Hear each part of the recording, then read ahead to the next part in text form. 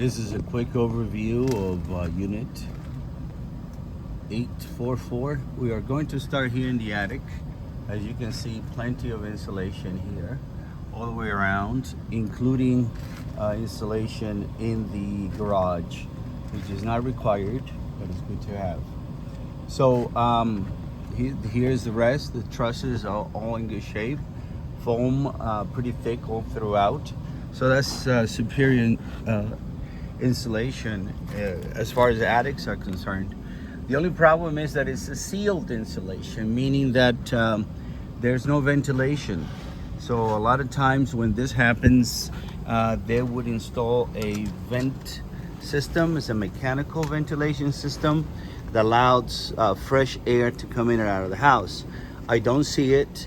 It is usually controlled here through the air handler, and is usually there's an air controller that would open the dampers and close them and bring in fresh air from the outside.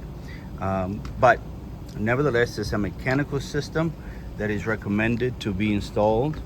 Otherwise, it's just the air will be stagnant coming from the house. The air conditioning is not enough to bring fresh air because it just recirculates around the house. All right, let me go down. I will continue with the exterior of the house. Then I will very slowly come down this ladder, and then come in the house and do the inspection, the highlights of the inspections in the interior of the house. So let's walk out this way, go into the garage. So we're going to use the service door to the garage. Okay, as I go out to the service door, this lock right here, that bolt is hard to adjust. So it hits this striker plate, so it needs to basically be adjusted. So I start in one corner of the house, I go all the way around and come back to the same spot. As I walk around, then I'll be pointing out different things. So some of these column caps are loose, not that many. I just found about 3 of them that are loose. This is your main shut-off valve. In the event that there's a problem inside, this is where you will shut off the water to the house. These valves have an internal anti-siphon valve, so we don't need the valve out here, so that is a good thing to have. This is the main shut-off valve. This is where you pull it, shut off the water if there is a problem. I turn on the irrigation system on manual. It did work, no problem, but as you can see, the controller itself, it is kind of loose. Completely loose. It came off from the back of the wall. These anchors are usually not good for stucco, because behind the stucco, what we have is foam and chicken wire, so this doesn't really work well. So the other type of anchors would be a little deeper, or screws that hit the plywood. That's the best solution. So when I came in, I took this off and I took a picture of the outside. I took the cover off to make sure that there's no burnt wires and everything is in good shape there. The hot water heater was on the off position, and the stove is in the off position, and I show you that the connection to the stove is not the proper connection, but I'll show you that when I get inside. So now I turned this on. We're not allowed to, but I did it just to make sure that the hot water heater turns on. If it was gas, I would not be able to do that. Electrical is easy because if there's a problem, it would trip. Obviously, it did not trip. The same thing with the dryer. The stove is not really necessary to turn on because the connection is not the proper one. But I'm going to turn it on and off just to show you that it does work. So it wasn't tripped. All right. So as I go around, the windows don't have any screens, and then the sliding doors do not have any screens, as we can see here. No screens here. So that would be recommendation that they put that on. This can lights, it's needs to be reset, and we have some pipes that are sticking out in that area, and this area could be from abandoned gas lines or could just be just abandoned. There's no gas to the house, no gas meter because everything is electric. These are the clean outs for the sewer. My recommendation is that they would be lowered because they would create a trip hazard. So as we continue around the house, so how do you lower them? Just cut the PVC pipe and then re-glue. Sometimes they're not even glued or put together. I continue here. I went on top of the roof and no problem with the roof. It's a asphalt shingle roof.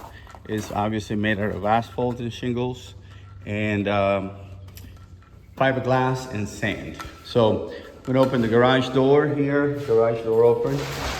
We will do the hot water heater right here.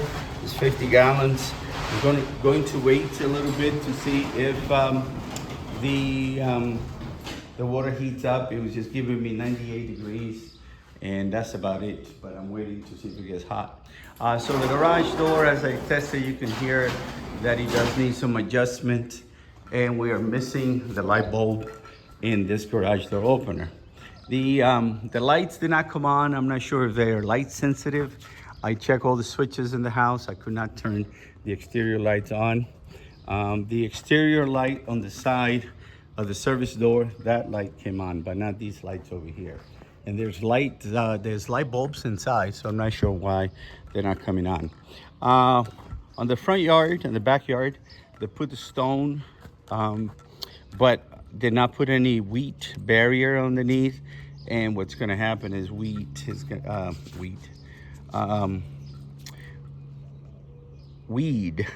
come up. I wish it was wheat. Weed will come up, and then obviously then you have to constantly be killing them. Even with the weed barrier, they still come up. So it's a good idea to have a weed barrier. They don't have it. And also in the backyard, the stone was not completely spread, only partially in the house. I checked all the outlets here.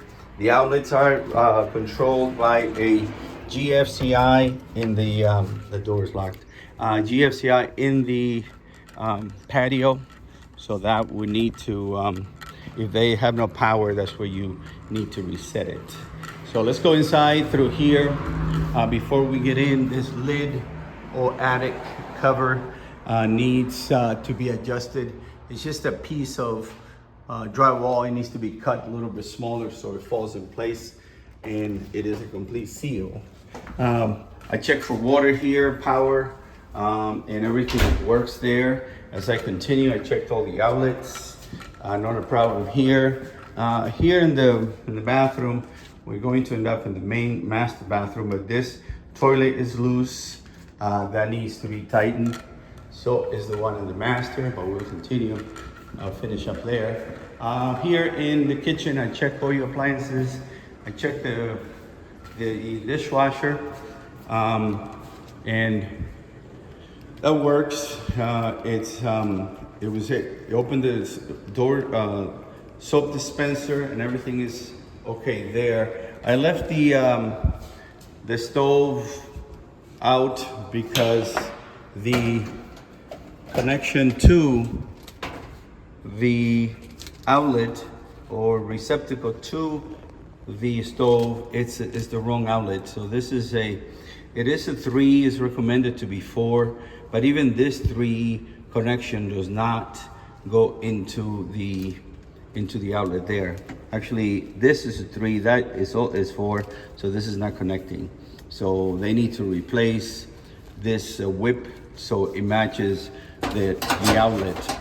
I'm gonna put it back the way they had it, and I'll push it back in. It does have the anti-tipping bracket, so that is a good thing. I checked the microwave. It needed to have the filters installed, and I installed the filters, so that is a good thing. All the outlets were checked, so the outlets work. Here on this, as you come into the main hallway, This could be considered cosmetic, but you can see that the baseboard is kind of bowed in here. It could be that when they were lining it up, there is a stud that's probably sticking out. Instead of fixing the stud, they just put the baseboard all the way around it. So that's the main thing going in there. So they might need to take a look at that. It looks like they tried to fix it, but that's how it came out. Like I said, all the outlets were checked.